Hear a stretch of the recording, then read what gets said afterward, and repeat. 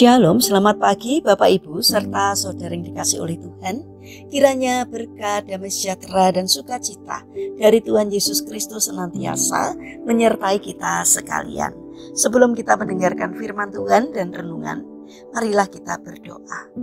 Tuhan Allah Bapa yang Maha Baik, kami sungguh bersyukur atas kebaikan dan kemurahan-Mu, karena Engkau Tuhan yang selalu melindungi, menolong, dan menopang kami.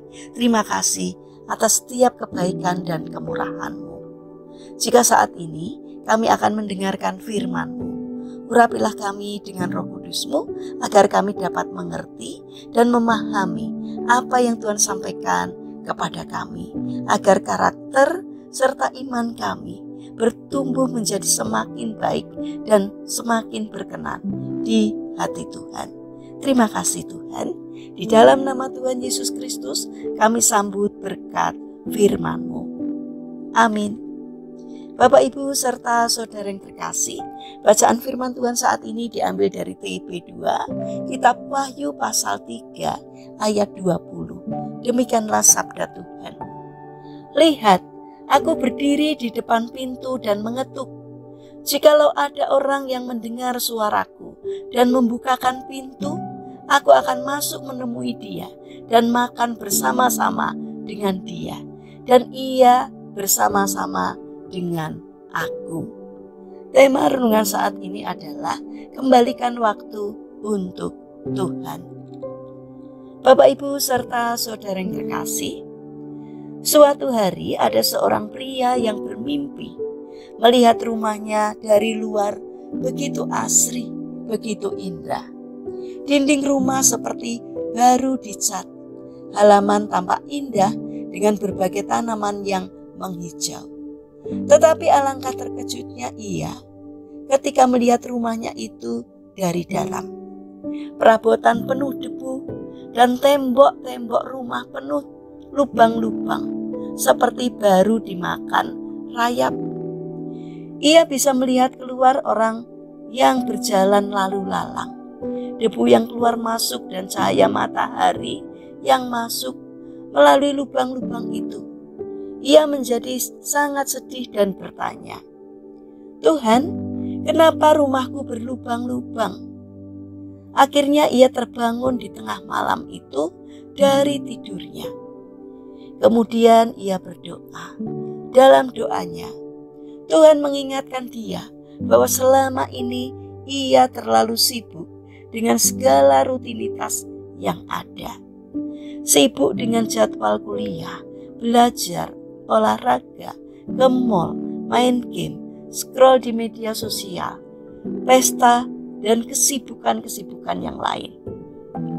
Hari-hari yang ia lalui tidak lagi diawali dengan doa dan bersaat teduh bersama Tuhan. Setelah sibuk beraktivitas sepanjang hari, pulang ke rumah sudah capek dan langsung tidur. Semua tugas diselesaikan dengan baik, hubungan dengan teman terjalin baik, tetapi hal yang menyedihkan terjadi di tengah-tengah rutinitas yang ia nikmati, yaitu rumah doa yang sudah lama ia bangun sekarang terancam rubuh karena digerogoti oleh rayap-rayap aktivitas. Biasanya ia memulai harinya dengan berdoa dan bersaat teduh. Dan malam harinya dia berdoa penyerahan. Tetapi kesibukan telah merampas waktu yang terindah yang ia jalani bersama dengan Tuhan dalam doa dan saat teduh. Malam itu ia berkomitmen untuk menyediakan waktu kembali bersama dengan Yesus. Bapak Ibu serta saudara yang terkasih, satu pertanyaan yang harus kita ajukan kepada diri kita sendiri setiap hari. Sudahkah kita menyediakan waktu bersama Yesus hari ini? Jika belum, maukah kita untuk memulainya? Yesus dengan penuh kerinduan yang mendalam telah menanti kita selama ini di sudut hati kita. Biarkan dia masuk untuk berbagi sukacita dan berkat dengan kita. Menyediakan waktu untuk Yesus adalah tindakan nyata untuk mulai merenovasi rumah doa kita yang berlubang-lubang karena rayap-rayap kesibukan. Mari kita bangun kembali rumah doa kita yang mungkin hampir roboh. Dasarilah dengan kasih Tuhan agar rumah doa kita dapat kembali berdiri kokoh dan Tuhan yang dimuliakan.